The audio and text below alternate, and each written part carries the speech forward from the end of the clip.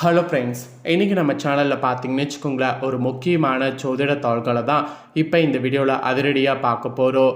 ஜோதிட தாள்கள் மட்டும் கிடையாது, ஒரு முக்கியமான ஆன்மீக பரிகாரமும் பார்க்க போகிறோம். பார்க்குறதுக்கு முன்னாடி என்ன பார்க்க போகிறோம் அப்படிங்கிறத இன்ட்ரோவில் சொல்கிறேன், வாங்க பார்க்கலாம். தற்போது 2026 7வது மாதமான ஜூலை மாதமானது பிறந்து நடந்துட்டுருக்கு. இந்த ஜூலை மாதத்தில் ஜூலை 14 வெற்றி தரக்கூடிய ஒரு அதிர்ஷ்ட நாள் என்று சொல்லலாம். இந்த நாளில் தான் பார்த்தீங்கன்னு வச்சுக்கோங்களேன், கொடூர அமாவாசை என்பது வருது. இந்த அமாவாசை செவ்வாய்க்கிழமை ஆணியில் 30 வர்றதுனால இந்த அமாவாசை கொடூர அமாவாசை என்று அழைக்கப்படுது. ஒரு பக்கம் இது கொடூர அமாவாசை என்று அழைக்கப்பட்டாலும், இன்னொரு பக்கம் இந்த அமாவாசையில் கிரகங்கள் சேரக்கூடிய அடிப்படையில் நிறைய மாற்றங்கள் ஏற்பட்டு நீங்கள் கதவை திறந்து வைத்திங்கன்னா பணம் கொட்டுன்னு கொட்டோ. ஸோ பணம் கொட்டுன்னு கொட்ட என்ன மாதிரி கதவுகள் திறந்து வைக்கணும், என்ன மாதிரியான பலன்கள் உங்கள் ராசிக்கு கிடைக்கும் அப்படிங்கிறத தான் இப்போ இந்த வீடியோவில் ஷேர் பண்ண போகிறேன். வீடியோவை மகர ராசிக்காரங்க பார்த்துட்டு இருந்தீங்கன்னா ஸ்கிப் பண்ணாமல் பாருங்கள். உங்கள் ராசிக்கு இன்றையிலிருந்து என்ன மாதிரியான பலன்கள் உங்களுக்கு கிடைக்கும் அப்படிங்கிறத தெரிஞ்சு இதற்கேற்ப நடந்து பலன் பெறுங்க. பொதுவாகவே ஒவ்வொரு மாதமும் அமாவாசை பௌர்ணமி வரும். அது எந்த நாளில் வருது, அதோடு எந்த மாதத்தில் வருது, அந்த நாளில் கிரகங்கள் எப்படி அமைந்திருக்கு, அதை பொறுத்து தான் பலன்களே கிடைக்கும். அதை தான் இந்த இடத்துல உங்களுக்கு சொல்ல வர.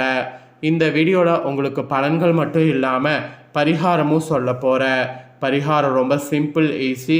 இதை நீங்கள் செய்தீங்கன்னா உங்கள் தலையெழுத்து நிச்சயம் மாறும். மெயினாக இந்த பரிகாரத்தை நீங்கள் செய்கிறதுனால உங்களுடைய கடன் பிரச்சனைலாம் தீரும். அதனால் என்ன பரிகாரம் செய்யணும் அப்படிங்கிறத சொல்கிறேன். முதல்ல பரிகாரத்தை தெரிஞ்சுக்குங்க. அதுக்கப்புறமேட்டு உங்கள் ராசி நட்சத்திரத்துக்கு பலன்களை அதிரடியாக பார்க்கலாம். திரும்பவும் சொல்கிறேன், வீடியோவை ஃபுல்லாக பார்த்தீங்கன்னா மட்டும்தான் உங்களுக்கு நான் என்ன சொல்ல வரேன் அப்படிங்கிறத தெரிஞ்சு பலன் பெற முடியும். ஆணி அமாவாசையான இன்னைக்கு மாலையில் இந்த 3 பொருட்களை ஒன்றாக பூஜையில் நீங்கள் வைத்திங்கன்னா, அதுவும் தண்ணீரில் கரைத்த உப்பு போல் உங்கள் கடன் பிரச்சனை அனைத்தும் காணாமல் போகும். ஸோ அது எப்படி அப்படிங்கிற சூட்சம பரிகாரம் உங்களுக்கு சொல்கிறேன். தெளிவாக இந்த வீடியோவில் தெரிஞ்சுக்குங்க. இன்றைக்கி செவ்வாய்க்கிழமை 14/7/2026 ஆணி அமாவாசை வருது. இந்த அமாவாசை மிக மிக சிறப்பு வாய்ந்த நாளாக சொல்லப்படுது. இந்த தினம் முன்னோர்களுக்கு செய்ய வேண்டிய திதி தர்ப்பண காரியங்கள் முறையாக செய்து விடுங்க. அது மட்டும் இல்லாமல் அமாவாசையான இன்னைக்கு செய்யக்கூடிய குலதெய்வ வழிபாடு உங்களுக்கு நிறைவான முழு பலனும் கொடுக்கும்.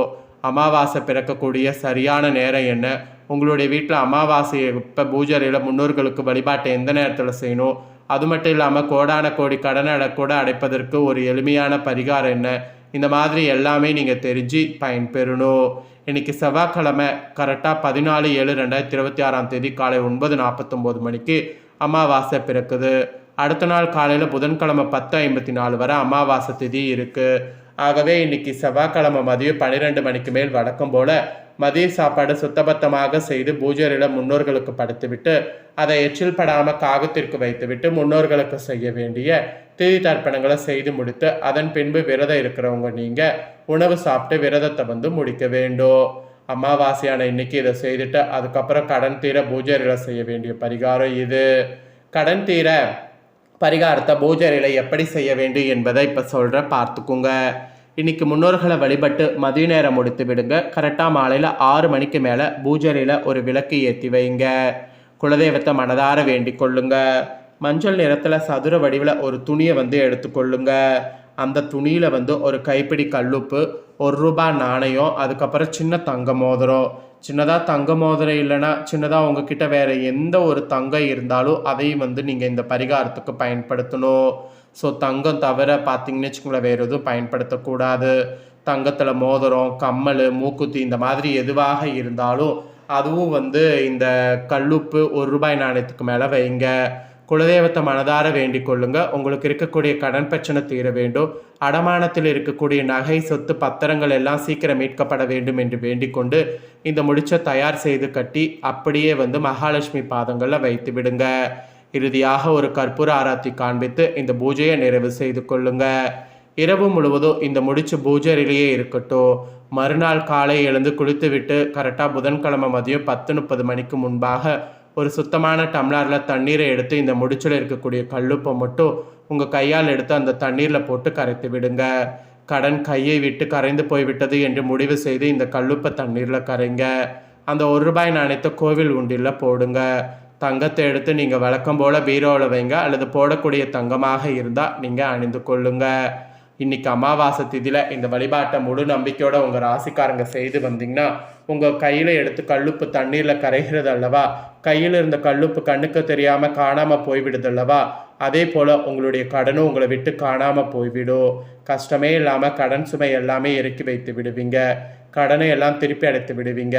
அந்த அளவுக்கு சக்தி வாய்ந்த பரிகாரம் தான் இது. இதில் நம்பிக்கை ரொம்ப ரொம்ப முக்கியம். ஆகவே முழு நம்பிக்கையோடு இந்த பரிகாரத்தை செய்து பலன் பெறுங்க.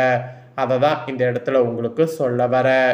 இவ்வளோ நேரம் இன்னைக்கு அமாவாசையுடைய சிறப்பு பரிகாரம்லாம் பார்த்தோம். இப்போ உங்களுக்கான பலன்கள் பார்க்க போகிறோம். மகர ராசிக்காரங்க, உங்களோட ராசிக்கு நட்சத்திரத்துக்கு என்ன மாதிரியான பலன்கள் கிடைக்கும் அப்படிங்கிறத தெரிஞ்சுக்குங்க. இதற்கேற்ப நடந்து பலன் பெறுங்க. சரி வாங்க, இப்போ உங்கள் ராசி நட்சத்திரத்துக்கு பலன்கள் என்ன அப்படிங்கிறத அதிரடியாக இந்த வீடியோவில் பார்க்கலாம். ஸோ மகர ராசிக்காரங்க பார்த்தீங்கன்னு வச்சுக்கோங்களேன், ஃபஸ்ட்டு உத்திராட 2, 3, 4 பாதங்களில் பிறந்தவங்களுக்கு சொல்கிறேன். செல்வாக்கோடு வாழ வேண்டும் என்பதை லட்சியமாக கொண்டு உங்களுக்கு பிறக்கக்கூடிய ஆணி அமாவாசை யோகமாக இருக்கும். ருணரேக சஸ்திரு ஜெயஸ்தானத்தில் சஞ்சரிக்கக்கூடிய சூரியன் உங்கள் முயற்சிகளை வெற்றியாக்குவார், செல்வாக்கை உயர்த்துவார். அரசு வழியில் எடுக்கக்கூடிய முயற்சிகள் லாபமாக்குவார். வருமானத்தில் ஏற்பட்ட தடைகளை நீக்குவார். உத்தியோகத்தில் இருப்பவர்களுக்கு இதுவரை இருந்த நெருக்கடிகள் பிரச்சனைகள் முடிவிற்கு வரும். எதிர்பார்த்த இடமாற்றம் பதவி உயர்வு கிடைக்கும். தனியார் துறையில் வேலை பார்த்து வருபவர்களுக்கு வேலையின் மீது இருந்த பயம் போகும். நிர்வாகத்தின் ஆதரவு உண்டாகும். உடல்நிலையில் ஏற்பட்ட பாதிப்பு நீங்கும். வியாபாரம் தொழிலில் போட்டி பிரச்சனை சங்கடம் என்றிருந்த நிலை மாறும். வியாபாரம் விருத்தியாகும். வழக்கு விவகாரங்களில் சங்கடங்கள் சந்தித்து வந்தவங்க அதிலிருந்து விடுதலை கிடைக்கும். பெரியோர் ஆதரவு உங்களை பாதுகாக்கும். அதுவும் சப்தமஸ்தானத்தில் சுக்கிரன் சஞ்சரிப்பதால் எதிர்ப்பாளரிடம் ஓரடி விலகி இருப்பது நன்மையாகும். இக்காலம் உங்களுக்கு செல்வாக்கு உயர்கின்ற காலமாக இருப்பதால் அனைத்திலும் கவனமாக எச்சரிக்கையோடு இருப்பது அவசியம். அஷ்டமஸ்தானத்தில் ஞான மோட்சக்காரகன் கேது சஞ்சரிப்பதால் சிலருக்கு உடல்நிலையில் எதிர்பாராத சங்கடம் உண்டாகும். மருத்துவ செலவு ஏற்படும். அதிலிருந்து மீண்டு வருவீங்க. தைரிய தன்னம்பிக்கை அதிகரிக்கும். பெண்களுக்கு குடும்பத்தில் செல்வாக்கு உயரும். வேலை பார்க்கக்கூடிய இடத்துல நிம்மதியான நிலை இருக்கும். சிலருக்கு எதிர்பார்த்த உயர்வு ஏற்படும். பொன்பொருள் சேரும். கணவன் மனைவிக்குள் இணக்கமான நிலை இருக்கும். விவசாயிகள் விளைச்சல் மீது கவனமாக இருப்பது அவசியம். மாணவர்கள் கூட பிற்பகுதியில் படிப்பின் மீது அக்கறை அதிகரிக்கும். நெக்ஸ்ட், திருவோணமில் பிறந்த மகர ராசிக்கு குறிப்பிடப்படுது. எந்த நிலையில் இருந்தாலும் உயர்வை மட்டுமே நோக்கமாக கொண்டு வாழ்ந்து வரக்கூடிய உங்களுக்கு பிறக்கக்கூடிய ஆணி அமாவாசை அதிர்ஷ்டமாக இருக்கும். சப்தமஸ்தானத்தில் உச்சமாக சஞ்சரிக்கக்கூடிய குருவால் உங்கள் செல்வாக்கு உயரும். இதுவரை உங்களுக்கு இருந்த பிரச்சனைகள் விலகும். வம்பு வழக்குகள் இருந்த இடம் தெரியாமல் போகும். வாடகை இடத்துல தொழில் செய்து வரக்கூடிய உங்களுக்கு சொந்த இடம் அமையும். சிலர் வியாபாரத்தை விரிவு செய்வீங்க. அரசியல்வாதிகளுக்கு தலைமையின் ஆதரவை எதிர்பார்த்த பொறுப்பு கிடைக்கும். திருமண வயதினருக்கு வரன் வரும். கணவன் மனைவிக்குள் இணக்கமான நிலை இருக்கும். பொன்பொருள் சேரும். வசதி வாய்ப்பு அதிகரிக்கும். உத்தியோகத்தில் இருப்பவர்களுக்கு ஏற்பட்ட நெருக்கடிகள் நீங்கும். எதிர்பார்ப்புகள் பூர்த்தியாகும். ஒரு சிலருக்கு சொந்த இடம், வீடு, வாகனம் என்ற கனவு நனவாகும். குடும்பஸ்தானத்தில் ராகு, அஷ்டமஸ்தானத்தில் கேது சஞ்சரிப்பதால் குடும்பத்தில் சிறு சலசலப்புகள் இருந்து கொண்டே இருக்கும். எதிரிகளால் மறைமுக தொல்லை ஏற்படும். மனக்குழப்பம் அடையும்.